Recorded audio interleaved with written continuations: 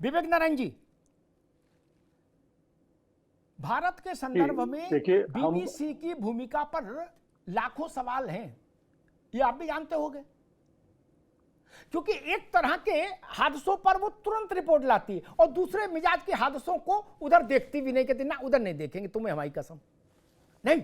ये तो है, ये आप भी मानते हो विवेक जी?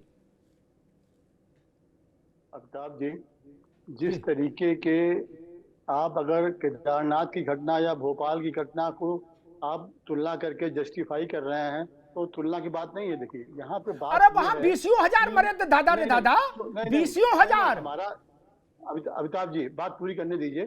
केवल मैं 3 बिंदुओं में बात करूंगा, बहुत सरल शब्दों में, मैं ज्यादा आंकड़े पे नहीं जाऊंगा, ये आगे पीछे की बहुत 100 साल पुरानी बात पे। आज मुझे जिस तरीके से हमारे प्रमोद मिश्रा, हमारे विद्वान साथियों ने बात करी और बीबीसी के बारे में जो हमें ज्ञान दिया, बहुत बहुत अच्छा लगा। वो सब बातें उनकी सही हो सकती हैं, मैं सहमत हूँ, चलिए वो कह रहे हैं अपने, उससे तो विद्वान हैं। लेकिन आज मुझे याद आ रही है, आपने उदाहरण की बात करी, मैं उदाहरण जेब में 10 रखता हूँ। आज अगर जिस समय एक धोबी ने सीता जी के लिए सवाल कहा था, तो अगर राम जी क्या उस समय भी यही करते जो आज भी ये लोग कर रहे हैं, भाजपा के लोग, वो धोबी की रिपोर्ट मंगवाते कि धोबी जी ने सीता जी के ऊपर ये बात कही है, तो उस धोबी के द्वारा रिपोर्ट पूरी लेके आओ हमारे पास, ये राम जी करते क्या? राम जी ने नहीं किया। आज उन राम जी के आदर्श को जिन्होंने हमें नाम और दाम सब दिया, आज उनकी खाली सोच में, बाकी मैं कुछ नहीं कहूंगा। दूसरी बात अवतार जी एक और है, बस 3 बातें कहूंगा। बीबीसी ने कहा, चलिए वो रिपोर्ट का आपने खुद ही कह दिया कि सरकार करे, उसके बारे में संज्ञान ले कार्रवाई, लेकिन अभी 2 दिन पहले हाई कोर्ट ने बिहार के एक आदमी के मुआवजे को लेकर जो कहा है और जिन बिंदुओं पे उन्होंने सरकार से सवाल मांगे, जवाब मांगे हैं, उनसे तो निसंदेह इस सवाल संदेह गहरा होता है कि सरकार की मंशा अच्छी नहीं थी। इतने बड़े सनातन आयोजन को लेके भी सरकार सत्य के साथ नहीं थी। आप पढ़िए हाई कोर्ट ने क्या क्या मांगा। ठीक है विवेक भाई, विवेक भाई आप रुकना होगा जी, ठीक। मैं समय का, विवेक भाई आपने तीनों बातें अच्छी से रख ली। अब मैं अरविंद सिंह के पास चलूंगा। अरविंद सिंह जी, ये विषय मैं आपसे भी पूछूंगा और यही विषय प्रमोद भाई से भी पूछूंगा कि ये कौन लोग मुआवजा की रीति नीति बना रहे हैं, कौन बाबू हैं, कौन अधिकारी हैं जो सब गुणागणित करते हैं? हाई कोर्ट को ये क्यों कहना पड़ा? आदमी को हाई कोर्ट क्यों जाना पड़ा? कोई जेब से दे रहा है क्या? अपनी गुल्लक तोड़ के दे रहा है क्या कोई? अजब तमाशा है। शासन को उस देहरी पर खुद पहुंचना चाहिए था। अरविंद जी, इसमें तो कांग्रेस भाजपा का मसला नहीं है। हाई कोर्ट में ना कांग्रेस गई, ना सपा गई, ना भाजपा गई। पीड़ित पक्ष गया और हाई कोर्ट ने जो कहा वो हमने भी सुना और आपने भी सुना। अरविंद जी, ऐसी स्थिति क्यों पैदा हुई? और देखिए अमिताभ जी, मैं आपके बात से सहमत हूं। ऐसी स्थिति यदि पैदा होती है तो बेहद गलत है, उसकी निंदा की जानी चाहिए और ये सुनिश्चित की जानी चाहिए कि किस अधिकारी के कारण ये घटना हुई है और जो जायज लोग हैं उनको जो मुआवजा दी जानी चाहिए उसमें क्यों विलंब हुआ। हाई कोर्ट को तो कहने की मतलब नौबत ही नहीं आनी चाहिए, उसको सरकार के लेवल पे ही सुलझाया जाना चाहिए।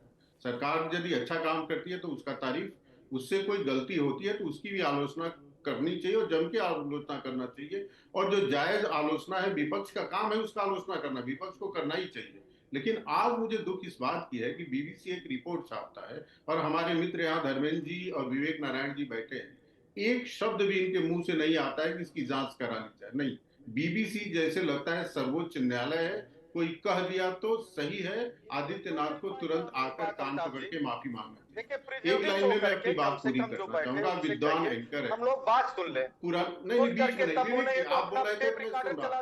विवेक जी आप बोल रहे थे तो मैं सुन रहा था, सुन लीजिए। ये तू मैं का अमिताभ अग्निहोत्री जी का प्रोग्राम नहीं होता। एक लाइन कहना चाहता हूँ, बड़े प्रोग्राम जब होते हैं तो दुर्घटनाओं की आशंका होती है।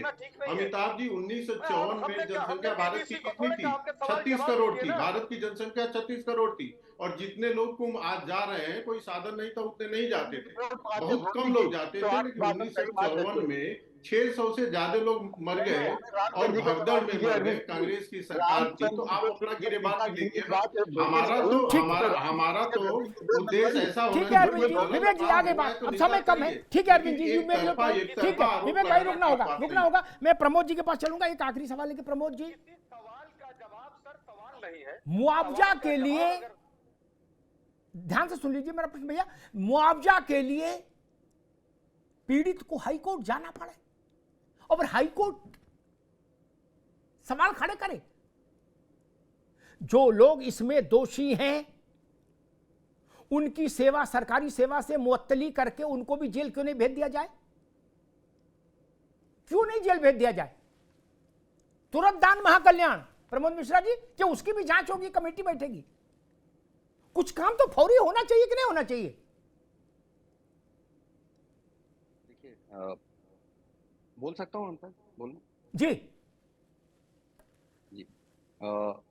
मैंने अपने जब हमें पहली बार जब मौका मिला तो मैंने अपने वक्तव्य में शुरू में ही कह दिया, सरकार में हम हैं, हमारी जिम्मेदारी, संवैधानिक जिम्मेदारी है, नैतिक जिम्मेदारी है और सामाजिक जिम्मेदारी है, राष्ट्रीय जिम्मेदारी भी। बिल्कुल मैंने कहा कि रिपोर्ट पब्लिश करना हमारा कर्तव्य है, हम उसको निभाएंगे। आपने कहा सदन के पटल पर, हमने यही शब्दशः कहा कि सदन के पटल पर ही रखेंगे। मुआवजे की बात 35 लोगों की तो बीबीसी ने भी अपनी रिपोर्ट में कही, यदि किसी को नहीं मिलना है तो मिलना चाहिए और बिना किसी के कहे मिलना चाहिए, सरकारी व्यवस्था तो यही। लेकिन मेरा एक आग्रह है, विवेक जी ने कहा, धोबी का उदाहरण दे रहे थे, अब इन लोगों को तो राम काल्पनिक है, लेकिन चलिए उदाहरण दिया, सुप्रीम कोर्ट ने क्या कहा था इसी बीबीसी की डॉक्यूमेंट्री पर? एक डॉक्यूमेंट्री आई थी ना, सुप्रीम कोर्ट के निर्णय के बाद भी आई थी, गोधरा इंसिडेंट्स पे, तब भी ये लेकर के उसके झंडा बरदार बन गए बीबीसी की रिपोर्ट को, BBC documentary, as if the BBC documentary is above the supreme court and constitution of India. No, it cannot be. It has never been. And the day will be black day जब BBC को हमारी संवैधानिक संस्थाओं से ऊपर की मान्यता देंगे और राजनीतिक विद्वेष और राजनीतिक पूर्वाग्रह के कारण दिया जाएगा। इससे बड़ा राष्ट्रीय कृतज्ञता कुछ नहीं हो सकती। हाँ, हम सरकार में हैं, हमारा सरकारी कर्तव्य है, सरकार में रहने के नाते ठीक है प्रमोद भाई, जनता के प्रति जवाबदारी है, ठीक बात है, जवाबदारी है और हम